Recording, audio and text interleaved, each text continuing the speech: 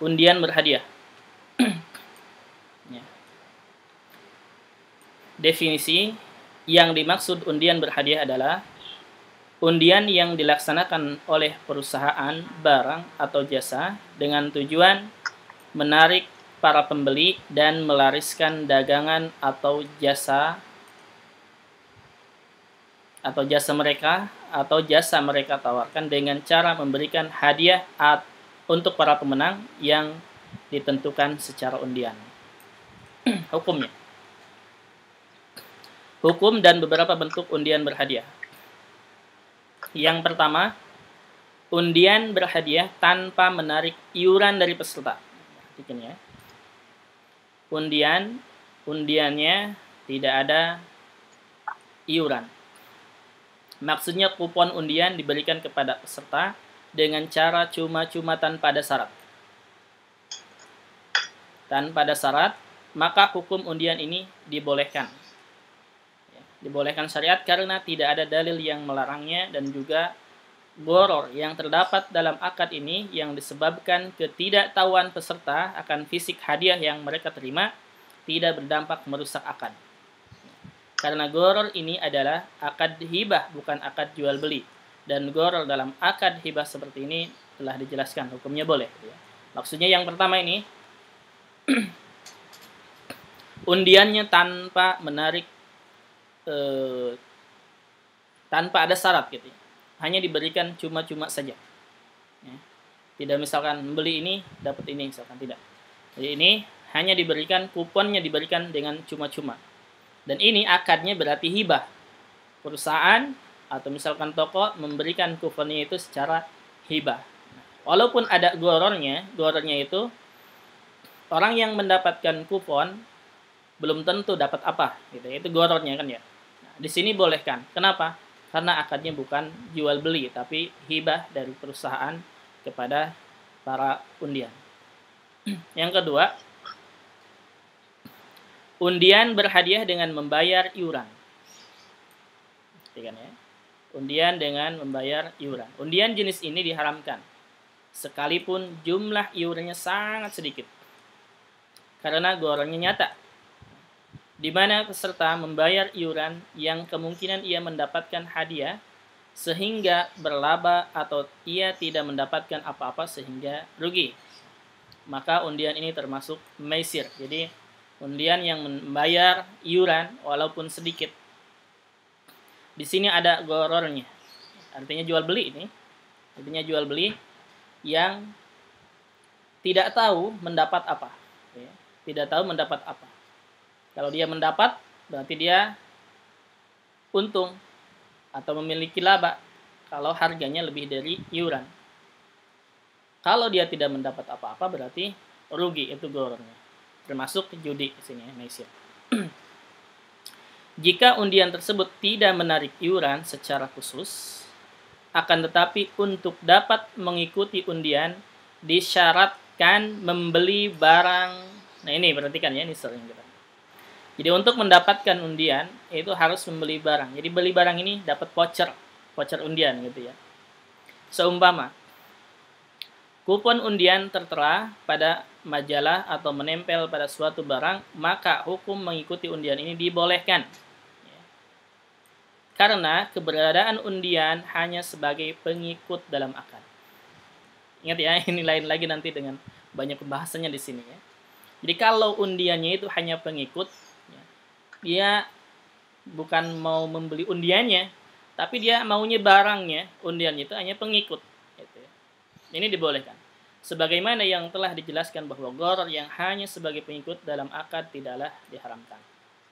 Namun perlu diingat, jika pembeli barang tersebut dengan tujuan, perhatikan ini, dengan tujuan untuk mendapatkan kupon, sedangkan ia tidak membutuhkan barangnya, maka hukumnya haram, karena kupon dalam hal ini adalah tujuan pembelian dan bukan sebagai pengikut. Maksudnya apa?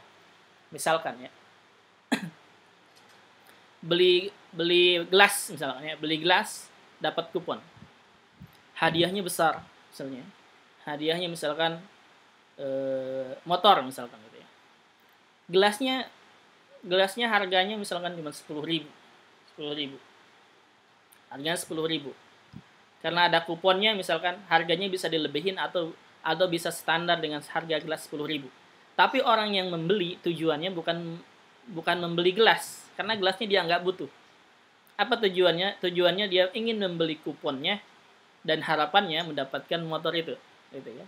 Nah, karena dia tujuannya ingin mendapatkan kupon, artinya dia membeli kuponnya, berarti gelasnya yang ikut, gitu ya. Pengikutnya itu gelasnya. Maka di sini tidak dibolehkan. Kenapa? Karena yang dia tujukan atau dia membelinya itu dengan tujuan membeli kuponnya, bukan membeli gelasnya. Itu ya. Itu dilarang di sini. Baik. Ini untuk undian yang berhadiah. Berarti undian berhadiah itu ada 2 macam. Yang pertama, undian diberikan dengan cara cuma-cuma, ini dibolehkan. Yang kedua, undian diberikan dengan syarat, artinya dengan iuran misalkan ya. Tidak mesti iuran, bisa jadi yang lainnya gitu ya. Bisa jadi yang lainnya. Nah, di sini iuran walaupun sedikit dia diharamkan gitu ya. Tetapi ada catatan, jika undiannya sebagai pengikut, maka dibolehkan. Tapi tujuannya, jika undiannya sebagai akad utama, dia hanya ingin membeli undiannya, tidak butuh terhadap barangnya, misalnya, maka ini berarti undiannya bukan pengikut, tapi dia akad utamanya. Ini yang dilarang.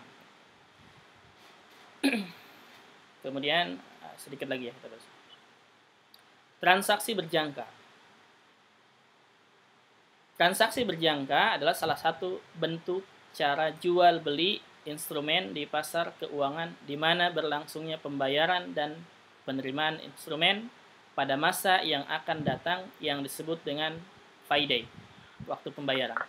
Misalnya, Pak Ahmad membeli 100 saham dari Pak Ali dengan harga 10 juta rupiah pada hari Kamis tanggal 4 Januari, di mana saham dan uang diserahkan pada hari Senin tanggal 4 Februari. Membeli saham tanggal 4 Januari. Akadnya di situ ya, akadnya tanggal 4 Januari. Tetapi uang dan sahamnya itu diserahkannya bukan hari tersebut, tapi beberapa hari setelahnya. Atau kalau di sini contohkan 1 bulan ya, 4 Januari ke 4 Februari. Intinya setelahnya, bukan di waktu akad. Hukum transaksi seperti ini. Transaksi berjangka hukumnya haram, dikarenakan penyerahan barang dan uang tidak tunai. Dan para ulama sepakat mengharamkan jual beli barang dan uang yang tidak tunai. Ini artinya jual kali bil kali, itu dalilnya ya. Al kali bil kali. Jadi la tabi malai seindak bisa seperti itu. Al kali bil kali artinya dain dengan dain, hutang dengan hutang. Barang yang nggak ada, uangnya tidak ada. Tapi sudah transaksi, ini tidak boleh. Yang pertama itu. Yang kedua, transaksi ini mengandung gharar, disebabkan turun naiknya harga. Ya. Harga saham biasanya dia turun naik setiap waktu. Ya. Setiap waktu. Yang ketiga, pada umumnya saat kontrak terjadi, penjual belum memiliki barang yang dijualnya. Ini ya. Ini termasuk menjual barang yang tidak dimiliki juga sama. Ini jadi alasan yang ketiga. Ini masuk ke barang al-kali bil kali, jual beli kali bil kali atau dain beda. Kemudian transaksi opsi. Kita 40 ya. Ntar lagi coba. Transaksi opsi. Opsi adalah salah satu cara jual beli instrumen di pasar keuangan, di mana penyerahan uang yang berarti mendapatkan hak untuk membeli atau menjual instrumen pasar keuangan dalam jangka waktu tertentu dengan harga yang tertera dalam kontrak. Misal, hari ini harga saham salah satu perusahaan yang dijual di pasar keuangan atau bursa efek bernilai Rp100.000. Pak Khalid memperkirakan saham ini akan naik. Memperkirakan saham ini akan naik pada masa yang akan datang. Maka dia memutuskan melakukan transaksi opsi dengan Pak Zaid dengan nilai 5.000. Sebagai imbalan kesediaan Pak Zaid untuk menjual sahamnya yang seharga 100.000. Kapanpun diminta oleh Pak Khalid, selama jangka waktu 100 hari. Andai perkiraan Pak Khalid benar, dan harga saham perusahaan tersebut menjadi Rp120.000, maka Pak Khalid mengambil haknya dengan kontrak opsi dan membeli saham dengan harga Rp100.000 pada hari di mana harga saham tersebut Rp120.000. Dari kontrak ini, Pak Khalid mendapatkan untung sebanyak Rp15.000, yang merupakan selisih dari dua harga. Harga kontrak opsi sebesar Rp5.000 yang telah diberikan sebelumnya kepada Pak Zaid. Adapun jika harga saham tersebut tidak naik, dapat dipastikan Pak Khalid tidak akan mengambil hak transaksi opsi. Jika harga saham tersebut turun menjadi Rp90.000, dapat dipastikan Pak Khalid akan membelinya di bursa saham daripada membelinya dari Pak Zaid. Dalam kondisi ini, Pak Khalid telah menderita kerugian sebanyak Rp5.000 uang biaya kontrak opsi. Jadi apa ini maksudnya? Booking ya. Seperti booking. Dia memprediksi bahwa sahamnya itu akan naik. Prediksi sahamnya itu akan naik. Maka harganya pada saat itu 100.000. Dia memprediksi harganya akan naik 120.000. Kemudian memberikan uang 5.000 sebagai bookingan kalau kita itu ya. Bookingan.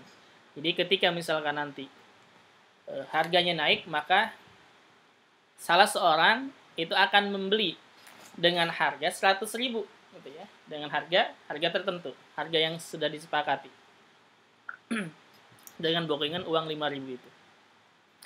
Ketika harganya naik, maka Pak Khalid salah yang membeli ini berarti untung gitu ya. Dan dia jadi membelinya. Tapi ketika harganya turun, dia nggak jadi membeli. Dia tidak jadi membeli. Nah, kemudian ditinggalkan seperti itu. Ini tidak boleh yang seperti ini. Ini tidak boleh yang seperti ini. Oke, kemudian hukum transaksi opsi. Hukumnya transaksi opsi hukumnya haram ya, karena mengandung gharar dalam jumlah yang besar. Dan jual beli ini termasuk judi karena berada dalam area spekulasi. Ini sudah jelas nih. Umumnya, penjual opsi belum sempurna memiliki saham yang merupakan objek akad. Berarti ia menjual barang yang bukan dimiliki. Dan sebagian orang itu yang jual beli opsi ini, dia nggak memiliki sahamnya. Dia tidak memiliki sahamnya. Maka ini berarti termasuk ke orang-orang yang menjual barang yang belum dimiliki. Baik, ini sampai sini, ini faktor yang kedua.